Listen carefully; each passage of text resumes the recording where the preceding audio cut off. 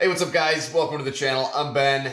I think this has happened to probably everybody at least once, but I'm still a little bit embarrassed to say it. Today, after I changed the oil on my Gen 3 KLR 650, I noticed that the level is a bit low. So being in a hurry, I decided to just dump a little bit too much in and make a little bit of extra work for myself after the fact. And I'm definitely no expert on the topic, but from the research that I've done over the years, the reason that you don't want too much oil in an engine is because that level that they set here for you sets the engine oil level at a spot that is low enough that it's not getting aerated by your crank in here.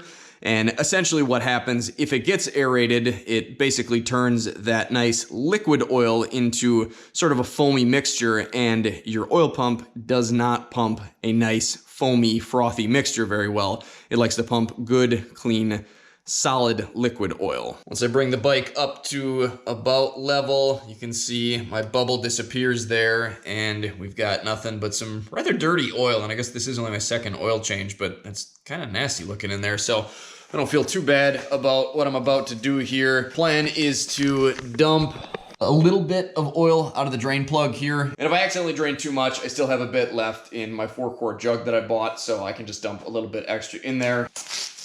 All right, let's give this a shot. So crack it loose, get that in position.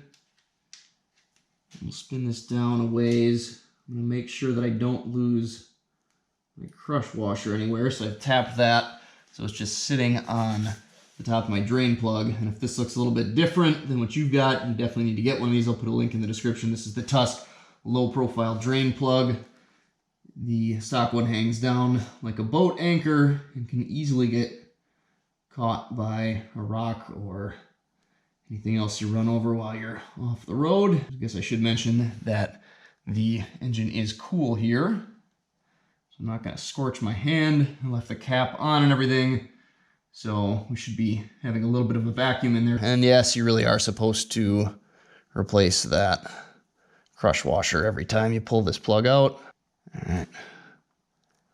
Actually doesn't look too bad.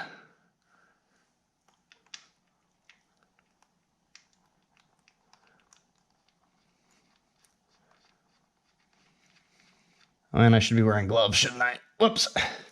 What a great example I'm setting. So I, of course, need to tighten that down again before I ride the bike anywhere, but I want to check to see where I'm at.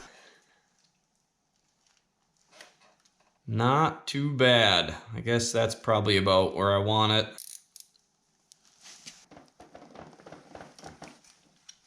I'll clean that up just a little bit.